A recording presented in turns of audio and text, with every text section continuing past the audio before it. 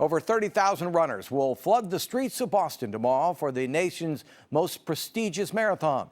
Among them will be Katherine Beiers, whose goal was to earn a trophy for each of her 10 grandkids. She's now working on trophies for her great-grandkids with no sign of stopping. Here's a very old map of Santa Cruz. 85-year-old Katherine Beiers has helped put the city of Santa Cruz on the map, and only a small part of it has anything to do with her incredible running accomplishments. Just the other day, somebody at the grocery said, "Hey, are you going to do Boston this year?" And I stopped and, "Don't know you, shake hands, who are you?" And so I've been following your career. A career that's rich in public service and also tragedy. She was just 29 years old when her husband Gene died in a plane crash serving as a doctor in the U.S. Air Force.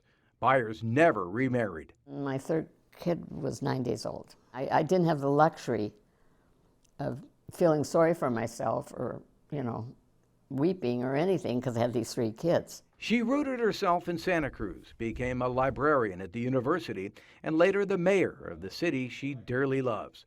Running would not have been a part of her life if it wasn't for a work seminar. They brought this guru, this time management guru, I can't remember his name. He talked about no martini lunches, which to me was white wine at lunch, But he said, you've got to pump your heart, cardio 12 minutes a day. But Beiers decided she could do more than 12 minutes.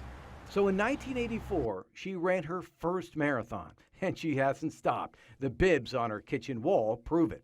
Crossed the finish line, and I cried for about 20 minutes. It's very emotional. Your first one. I see everyone do that. They can't help it.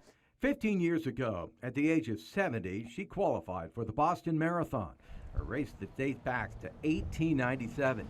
Tomorrow, she'll be running her 14th Boston Marathon, and when she crosses the finish line, she'll be the oldest female ever to do so.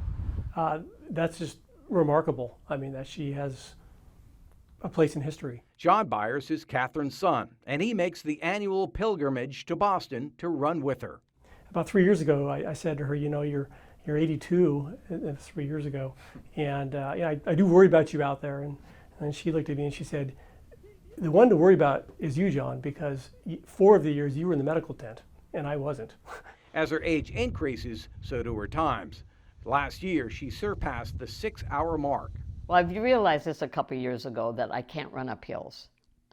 I mean, I just physically, I'll start up a hill and the gravity just pulls me back. Even though some physical limitations are creeping in, a fellow runner put it all into perspective.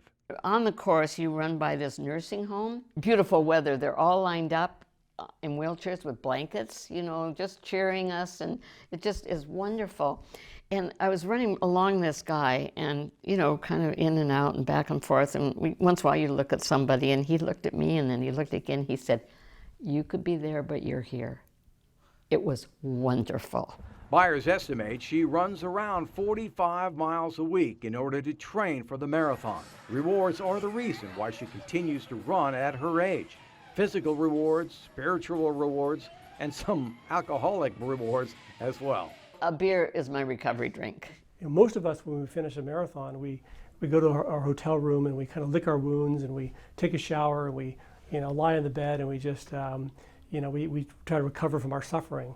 For her, she finishes the race and she goes straight to the hotel bar and grabs a pint of beer. I knew we had something in common. The oldest person ever to finish a Boston Marathon was an 87-year-old man from Texas. Katherine needs to run it twice more to break that record. We'll be right back.